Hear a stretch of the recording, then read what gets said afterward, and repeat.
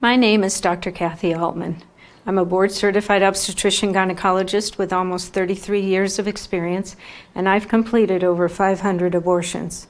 Today I'm going to describe a second trimester surgical abortion called dilation and evacuation, or D&E. A D&E is generally performed between 14 and 22 weeks of pregnancy. Before a D&E abortion can be done, the cervix must be dilated slowly over 1 to 2 days with laminaria or a similar product. Laminaria is a type of seaweed that absorbs water and swells to several times its original diameter. When the woman undergoes the evacuation portion of the procedure, she lies on a table with her legs in stirrups. She may be given injections of local anesthetic in the cervix, IV conscious sedation, or general anesthesia.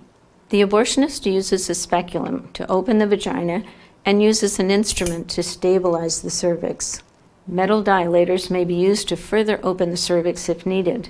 Once the cervix has been stretched open, a cannula attached to suction tubing is placed inside the uterus.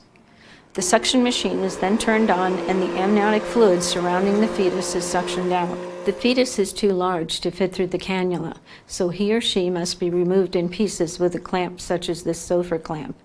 A Sofer clamp is made of stainless steel and is about 13 inches long. At the tip, there are rows of teeth for grasping. The abortionist reaches into the uterus with the clamp and tries to grasp an arm or leg.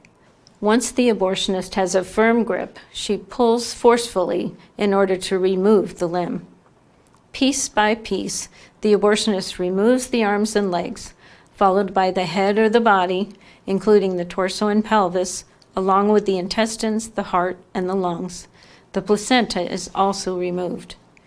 If the cervix has been overdilated, the body or even the entire fetus may be pulled out intact. Usually, the most difficult part of the procedure is extracting the fetus's head, which at 20 weeks is about the size of a large plum. The abortionist must open the clamp widely to grasp the head, and then crush it so that it will fit through the cervix. The abortionist knows he has crushed the skull when a white substance, the fetus's brains, leaks out through the cervix. The abortionist then removes the compressed head.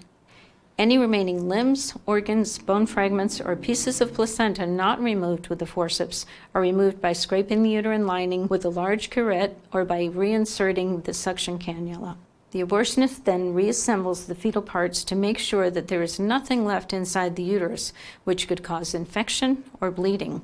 Once all the parts have been accounted for, the bleeding has been controlled, and all the instruments have been removed from the vagina, the abortion is considered complete. For the woman, this procedure carries a risk of major complications, including perforation or laceration of the uterus or cervix, with possible damage to bowel, bladder, or other maternal organs.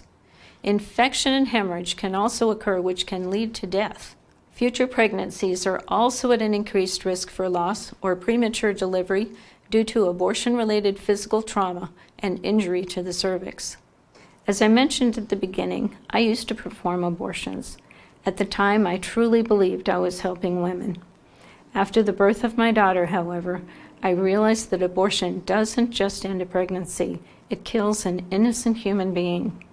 Such terms as zygote, embryo, or fetus are simply terms that refer to age, like infant, toddler, and adult, and do nothing to diminish the humanity of the child. As I cared for women in my OBGYN practice, I also learned how abortion harms women. I stopped doing abortions because I could no longer kill babies just because they were unwanted. I am now a pro-life advocate. I am proof that anyone can change, no matter who they are or what they've done. I invite you to join me and make a decision to protect the preborn. Thank you for watching.